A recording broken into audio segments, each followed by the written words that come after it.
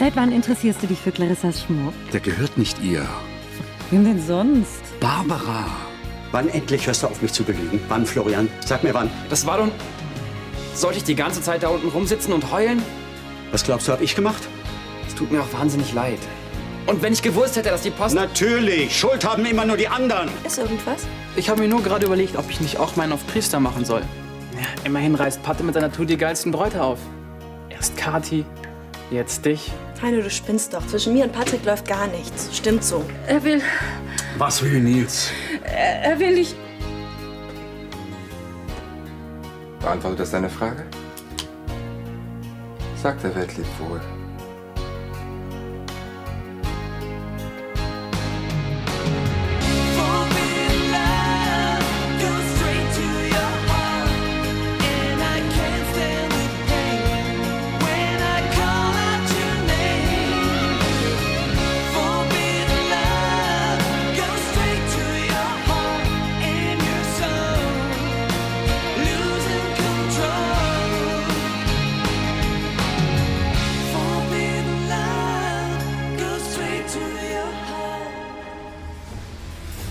Aber was ist, Christoph? Willst du dich nicht endlich von Barbara verabschieden? Nils, hör auf. Hör auf! Ihr halt das nicht aus! Ist ja gleich vorbei, Schatz. Bitte nicht. Komm, beweg dich. Nils, sei doch vernünftig. Ich dich hier in gar nichts mehr halten. Ich erledige das draußen. Bitte nicht. Tu ihm bitte nichts. Ich verspreche dir, ich will dich lieben. Ich will immer bei dir bleiben. Bitte tu ihm aber nichts. Er hat doch mit dir und mit mir gar nichts mehr zu tun. Ach, Barbara. Solange er lebt, solange wird er immer zwischen uns stehen. Es gibt nur diese eine Lösung. Und die machst du dir auch sehr einfach. Du räumst mich aus dem Wege und willst so alle Probleme vom Hals haben. Aber sehr mutig ist das nicht. Wie meinst du denn das? Du willst für Barbara töten, während ich bereit bin, für sie zu sterben. Das bin ich aber auch. Dann beweis es.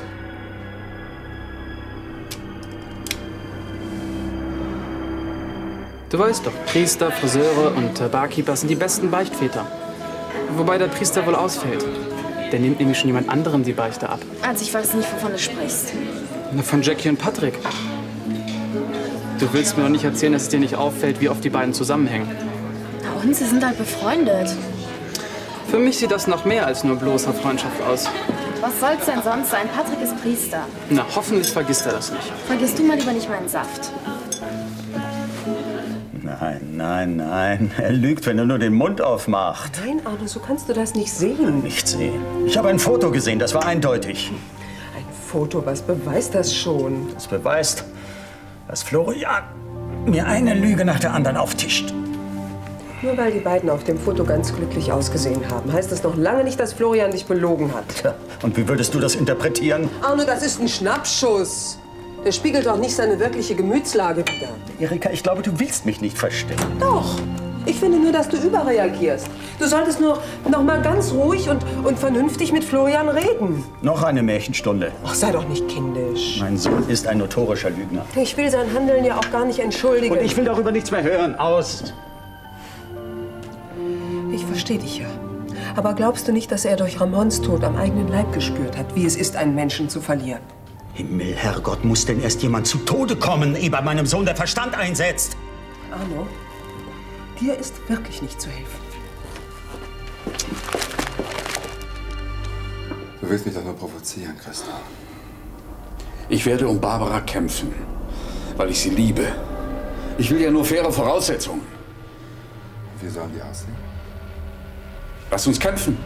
Mann gegen Mann, aber ohne Waffe. Du willst doch nur, dass ich den Revolver niederlege. Darauf lasse ich mich nicht ein. Du bist eben doch ein jämmerlicher Feigling. Ohne Charakter, ohne Mumm. Oh, ich halt doch mal die Klappe. Ich hab genauso viel Mumm wie du. Genauso bereit, mein Leben für Barbara zu opfern. Ach ja? Ja. Das beweise ich dir jetzt. Geh mal darüber. Sag dir schon.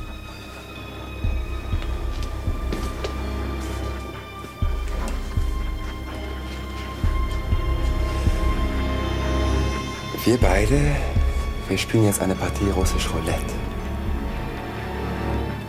Das Schicksal wird unser Richter sein. Nils, das ist doch Wahnsinn. Wieso? Christoph wollte doch eine Chance, die wolltest du doch, oder? Ja, also. Kann das Spiel ja beginnen. So. Siehst du diese Kugel, Christoph? Schau sie dir genau an. Vielleicht ist sie dein Freund. Vielleicht ist sie dein Feind.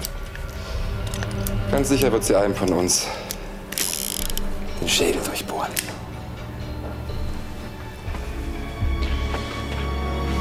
Dann lass uns das Schicksal nicht länger auf die Folter spannen. Gib mir den Revolver, ich fange an.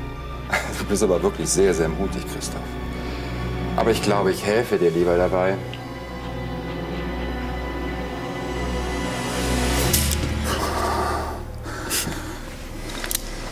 Glück gehabt.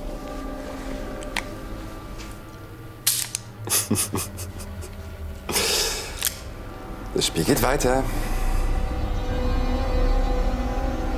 Ich verstehe ja, dass du mies drauf bist. Schließlich warst du in den Waffen verknallt, der jetzt mit deiner besten Freundin rummacht. Hör doch mal auf, so Mist zu labern.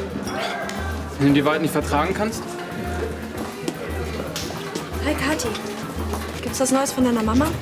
Nein, leider nicht. Ach Mist, wenn ich dir da bloß irgendwie helfen könnte.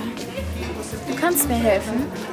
Du kannst mir sagen, was zwischen dir und Patrick läuft. Was? Willst du was von ihm? Ach, ich hab dir doch schon mal gesagt, dass da nichts läuft. Wir sind nur ganz normal befreundet. Da sind manche aber ganz anderer Meinung. Glaubst du etwa, was der da sagt? Oh Mensch, Kathi, Heino ist doch nur zufrieden, wenn er andere Leute mit seinem Geschwätz verunsichern kann. Da ist nichts, wirklich. Ich geh da mal. Kommst du nicht zur Beerdigung? Nee. Wegen der Sache mit meiner Mutter geht's mir schon schlecht genug. Eine Beerdigung halte ich da nicht mehr aus. Klar, verstehe ich. Es bleibt spannend.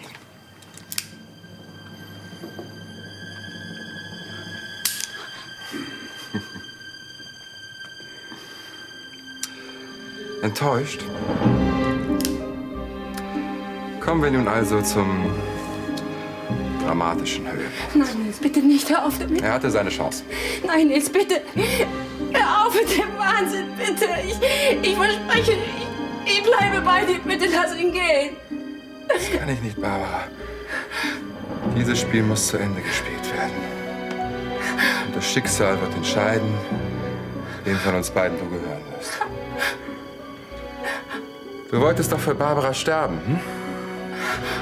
Jetzt hast du die Gelegenheit.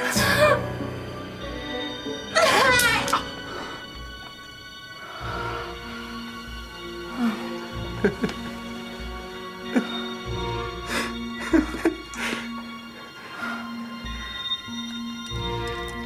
war mir so sicher, dass du mir gehören würdest.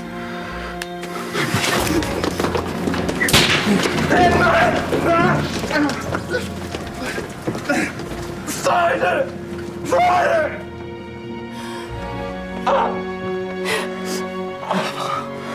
Es ist alles vorbei. Irgendwie kann ich deinen Vater ja verstehen. Du stirbst, tauchst plötzlich wieder auf und erzählst ihm, dass sich das schlechte Gewissen geplagt hat. Und dann sieht er diese Fotos. Er kommt sich doch total verarscht. Aber wieso? Darf ich nicht mal mehr lachen oder was? Ja, zumindest nicht, während er um dich trauert. Und dann erzählst du ihm, dass du völlig fertig bist vor lauter schlechtem Gewissen. Florian kann doch nichts dafür, wenn die Post seinen Brief verschlammt. Nee, das ist natürlich Pech. Und was soll ich jetzt machen? Versuch einfach, deinen Vater zu verstehen. Red noch mal ganz in Ruhe.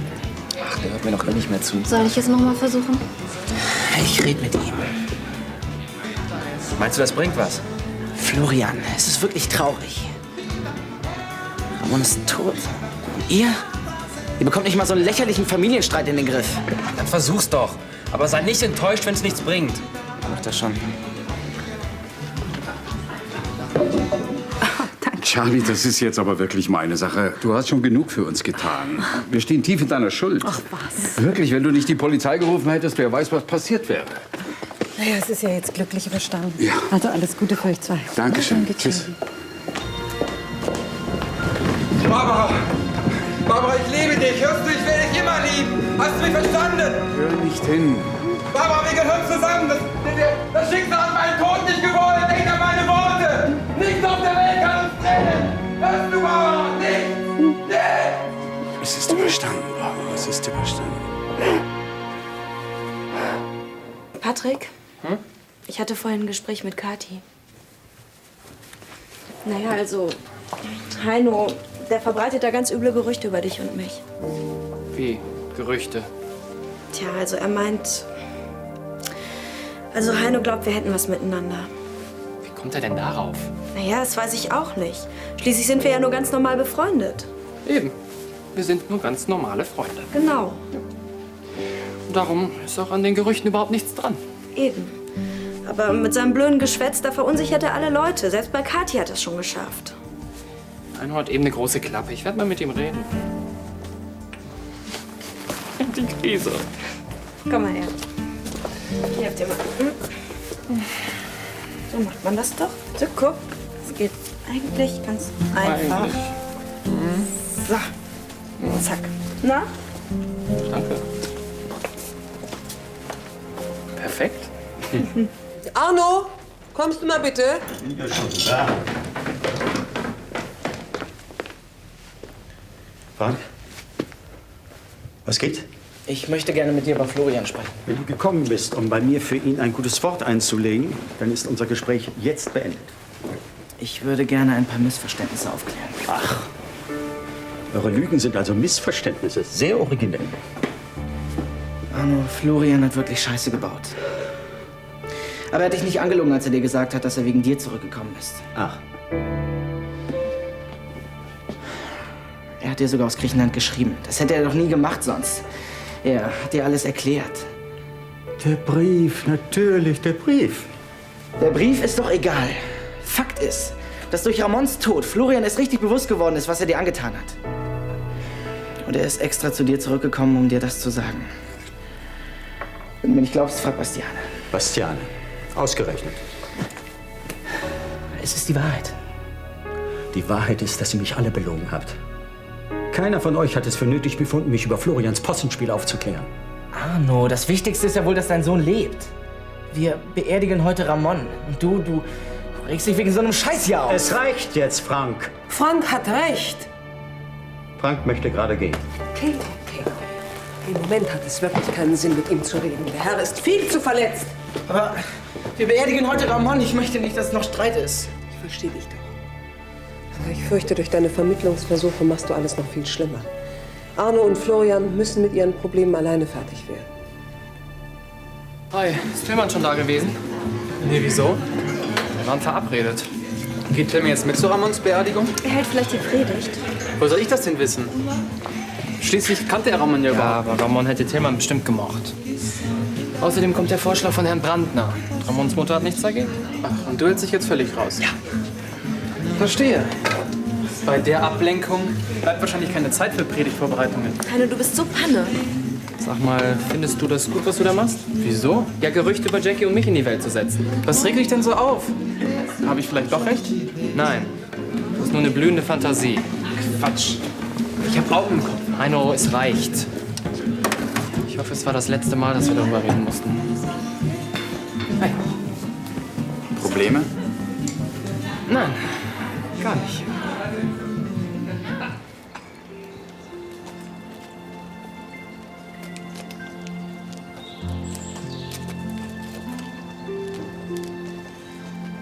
Frau Santos. Danke, Herr Brandner. Danke für alles. Sie brauchen sich nicht zu bedanken, Frau Santos. Doch, Sie waren in den letzten Jahren wie ein Vater für Ramon. Er war wie ein Sohn für mich. Ich weiß, Ramon hat sich bei Ihnen sehr, sehr wohl gefühlt. Überhaupt in Deutschland. Deshalb wollte er auch hier begraben werden. Wer ist denn die Frau dann? Neben Florians Vater. Das ist Frau Erika Sandert, die Lebensgefährtin von Herrn Brandner. Frau Santos, das ist Tillmann Fritsche. Er wird die Predigt halten. Frau Santos. Frau Santos, ich möchte Ihnen meine herzliche Anteilnahme aussprechen. Leider habe ich Ramon nicht gekannt, aber nach dem, was ich gehört habe, soll Ramon ja wirklich ein wunderbarer Mensch gewesen sein. Das war er. Immer fröhlich, Trotz seiner schrecklichen Krankheit.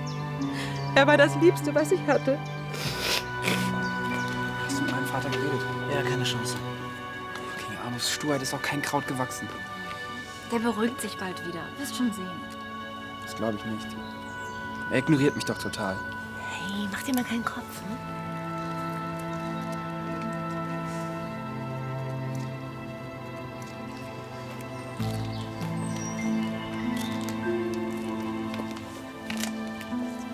Arno, ich weiß, dass es dir schwerfällt. Aber kannst du nicht wenigstens um Ramons Willen einen Schritt auf Florian zugehen? Siehst du nicht, wie der Junge sich quält? Und was ist mit meinen Gefühlen? Wer fragt danach? Florian hat mich unglaublich verletzt. Das kann und das will ich ihm auch nicht verzeihen. Professor Schleicher meint, der Bruch verheilt ohne Komplikationen. So, und jetzt brauche ich einen Schnaps. Willst du auch einen? Nein. Ich glaube, in den letzten Stunden bin ich um Jahre gealtert. Mein Gott, russisch Roulette. So ein Wahnsinn. Wenn Charlie nicht die Polizei geholt hätte. Ich bewundere sehr deinen Mut, Christoph. So mutig, wie du denkst, bin ich gar nicht. Oh doch. Sonst hättest du dieses mörderische Spiel nie mitgemacht. Das habe ich mitgemacht, weil ich dich liebe. Und weil ich ohne dich sowieso nicht leben kann, verstehst du? Lass uns nie mehr auseinandergehen. Ja. Ist der Graf zu Hause?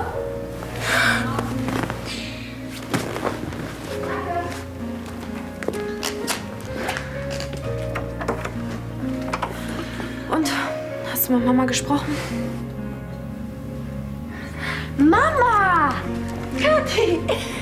Oh, mein Schatz!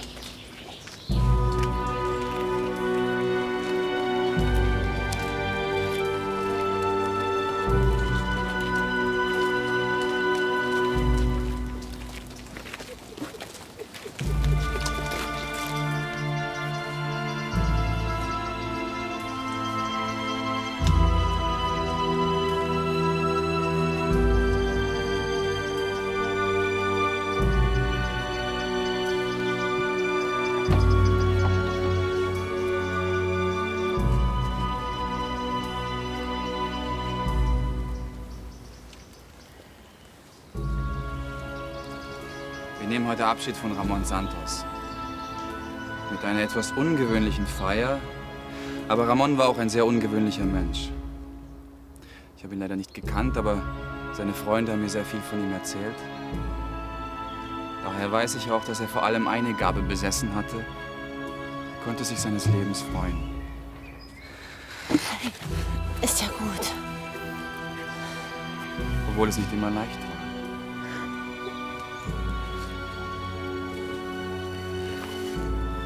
Es gibt einen Menschen, dem fällt der Abschied von Ramon besonders schwer. Der Mensch, der ihm in der letzten Stunde seines Lebens beigestanden hat.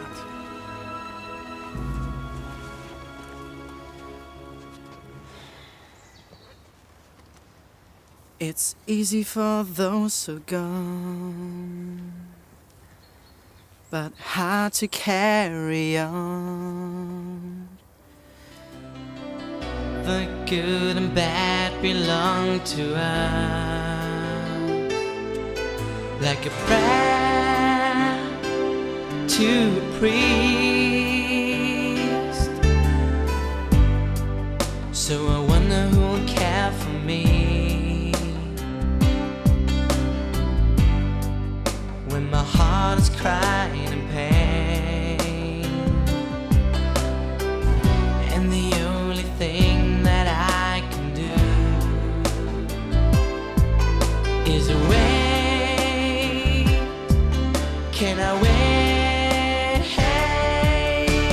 Time will tell what's on my mind. Tears will flow until my eyes go blind.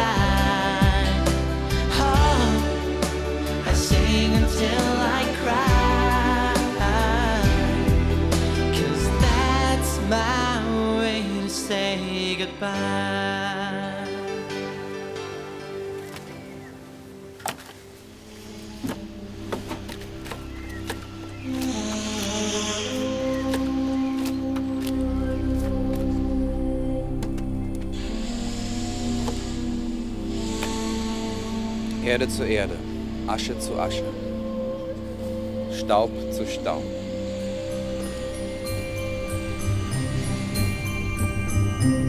Ich werde mich ganz doll um dich kümmern und dich verwöhnen, damit du die Sache so schnell wie möglich vergisst. Und ich werde dir dabei helfen.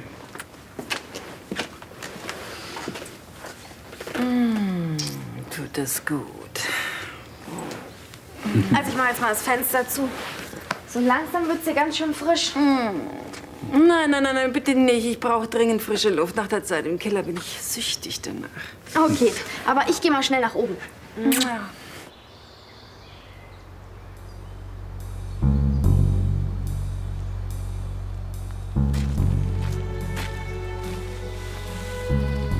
Papa? Was willst du hier? Mit dir reden? Wir haben uns nichts mehr zu sagen. Hör mir doch erst mal zu. Lies das. Na komm. Lies.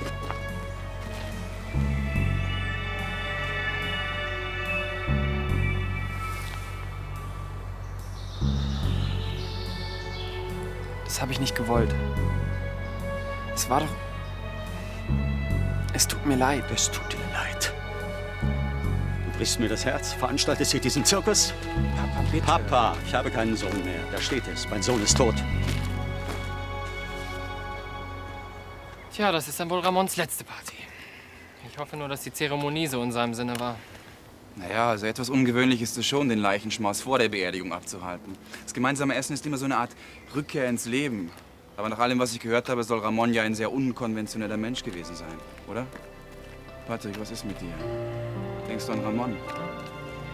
Ja, auch. Im Moment denke ich eigentlich nur an Heino. Wir hatten eine Auseinandersetzung. Was war denn? Heino, er verbreitet irgendwelche Gerüchte über mich und Jackie. Wir hätten was miteinander. Ist da was dran? Das ist absoluter Quatsch, gar nichts. Dann lass dich nicht von ihm irritieren. Der will sich nur wichtig machen. Das passt zu ihm. Ich werde ihn einfach mal ansprechen. Wieso? Nein, ignoriere ihn einfach. Wenn du dich aufregst, denkt er, du hast ein schlechtes Gewissen. Das hast du doch nicht, oder? Nein. Herr Graf, ein Telefongespräch für Sie in der Bibliothek. Ja, ich komme. Bin gleich wieder da. Bitte sehr. Danke.